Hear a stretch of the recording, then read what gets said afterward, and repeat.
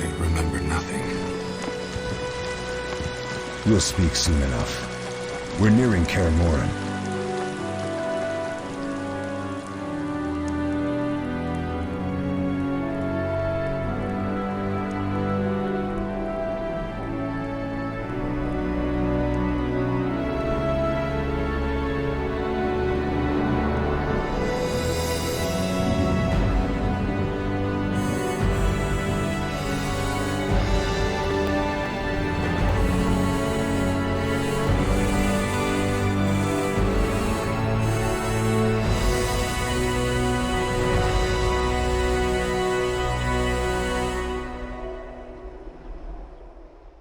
The Witcher series has garnered critical acclaim, spreading from its homeland of Poland and across Europe to finally reaching the United States in 2007 thanks to CD Projekt Red and their effort to get it exposed and bring Geralt of Rivia to the light.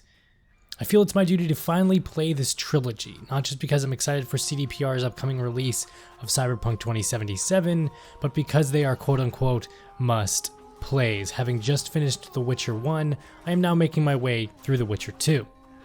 I also feel it's necessary to really look at these games objectively, not just to see how far CD Projekt Red has come, but to see how far gaming, and RPGs for that matter, have evolved.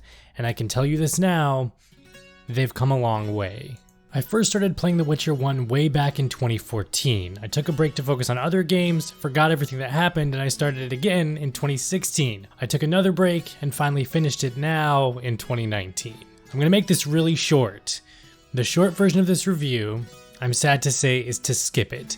There's a lot of other gamers who will tell you to skip it, and they're kind of right in that regard. So skip The Witcher 1, watch a movie version or something on YouTube, find a save file on Nexus if you care about importing, and just go straight into The Witcher 2. The fact of the matter is, The Witcher 1 is painfully, exhaustingly boring. It's boring to the point that I had to stop playing it and come back a few times, and it's taken me years now to struggle and get through it. I'm sorry, that's just how it was for me. CD Projekt Red started as a distribution company. They have grown since the early days to have one of the launchers we all use, GOG. Much like Valve, GOG is their Steam, but they also wanted to make games. To make this quick, they acquired the rights to The Witcher, they asked friends at BioWare to use the Aurora engine used to power Baldur's Gate, modifying that engine to what was now the early Red engine they still use today, and proceeded to make the first Witcher game. The Witcher 1 was their first game. It struggled through development, things were cut and changed and moved around as game development goes to give us what we now know as the first game in the Witcher series. I'm glossing over all the details here of course, but needless to say, they made a game. It garnered awards, critical acclaim, and it accomplished what they'd hoped. It brought The Witcher to the mainstream. Based on novels of the same name, The Witcher follows Geralt of Rivia, a monster hunter and sellsword, traveling across a vast fantasy world, getting into political upheavals and dealing with issues like racism and protecting a child who has immense magical powers from the villains that seek her. For what it's worth, the books are all right. CDPR did a good job of condensing elements from the books to the games, as well as throwing in their own creative freedom. And again, for what it's worth, the story of The Witcher 1 is good. It follows Geralt, who mysteriously comes back after being gone for years, but with the ever-classic trope of amnesia. This allows you to shape Geralt the way you, as the player, wants, and not be bound by his book counterpart, a moody, sardonic, philosophical mercenary. Although the amnesia is overplayed, it was a good choice for a series that nobody inside of the US had rarely, if at all, heard of. You awaken in Kaer Morhen, the Witcher home base, get attacked by a group of mysterious bandits who steal some Witcher formulas, and the rest of the plot is dealing with trying to find out who's behind it all. There is some political faction choices thrown in for good measure, a child with immense magical powers as well, some sex, and philosophizing to round it out. Sadly, the decent story here can't make up for the rest of it, and it wouldn't be a video game without gameplay. I feel bad. I feel like I should like this game, but I don't. I also feel there is a specific way you need to play this game if you are going to enjoy it, so I'm gonna try to break it all down. In typical RPG fashion, you take on quests, but these quests, to coincide with the Witcher universe, Instead of killing 5 rats to clear the cellar, it's kill 5 mythical creatures and collect your reward. You are a monster hunter after all. They take that basic formula, change up some wording, and bam, Witcher Universe RPG. It attempts to be immersive by really having you take on the role of Geralt of Rivia. Witchers take potions to improve weapon accuracy or enhance reflexes, etc., etc. You have a robust alchemy system to craft your potions. You spend a lot of time collecting herbs and ingredients for these potions. This is gameplay flaw number 1. I understand we as gamers are used to collectathoning everything now in large RPGs, but half the time my inventory was full, making the long treks to find someone to sell my stuff to empty it out was tedious, and half the time I was missing this or that ingredient to make the potion anyway, and I wasn't about to run around hunting for one plant or a seller who sold it. It got boring really fast. Alchemy is a necessity in The Witcher 1 on normal and higher difficulties, so much so that it hampers the experience if you are trying to play this as a normal RPG, but this is The Witcher. You'll find sections in the late game almost impossible if you don't have potions upon potions, regardless of how high level you are. Problem number 2 is exactly that, leveling. I'm not sure how high level I was at the end of the game, but it never felt enough. Potions or not, I should have been taking guys out no problem. Instead, I always felt underleveled.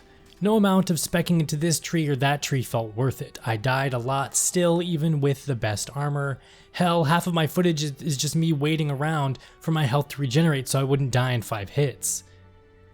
Now, yes, there are guides on building your character. The best build for alchemy or strength or magic, and you almost need a guide for this, and it's frustrating that that has to be the case. At the end of your journey, it shouldn't feel like you haven't even taken the first step.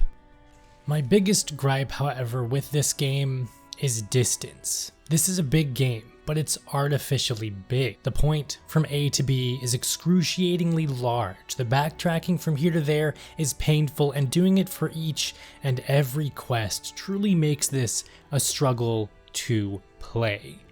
Many times I'd play for an hour or two, and that hour or two was literally running back and forth to just finish a single quest. The backtracking is atrocious. A majority of the quests are fetch quests. It's always collect these items, kill this monster, then return to me. Go here, then go there, then go back here, and then go over there. Go through that door! Don't go through that door! Hey, go through that door! It's tiring. It's repetitive. It's boring. So much so that instead of taking on the various Witcher contracts to kill these creatures, I just skipped them altogether. The one saving grace for me, oddly enough, is the combat, which a majority of the players hated. It's a weird rhythm game almost, timing your clicks to pull off the combo. The animations are flashy, and there is enough artificial weight behind the blows to make you feel like you're doing enough damage, be it a little or a lot. You get 3 stances to choose from, each one suited for different enemies. Now, the proper way to do this would be to find the ingredients you need, make the potions, take the potions, and then go into combat. But having multiple steps, instead of just fighting it out, can be overwhelming, boring, tedious, etc., etc., etc., etc. I understand what CD Projekt Red was doing, trying to make you really feel like a Witcher. I understand this is a hardcore RPG, not meant for the faint of heart. I understand the development struggles to try and get it right, but in the end, when even the developers can only say that the music was nice, which it is. What was it you liked? What was it, the sort of the same rich Slavic lore that was in the books, or was it the questing, or the... Everyone says atmosphere. Atmosphere, exactly. I don't know how to explain that, because what is atmosphere? Like music, colors of the game, maybe some plot, but to be honest, if you want to point it out, you don't know exactly what is it. But it is. Like The Witcher 1 was in my opinion, the most Sapkowski game like we did in STP. Right. In terms of scenario, wasn't good as music. So let's finish with that. Okay. Did they really succeed in making a fun game? Now, it's not all bad. The story, as before, is decent, despite the quests being boring to accomplish. Some are pretty good story-wise and thematically. They capture the essence of the Witcher universe. There's a great quest with the levels. There's a great crest. There's a crest. There's a great quest with a levels. Fuck.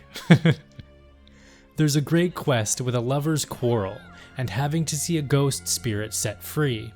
Later on in the game, you meet the famed Lady of the Lake from Arthurian legend, run into Lovecraftian fish people, even encounter the mighty Dagon himself, and receive a mythical sword from the bottom of the sea.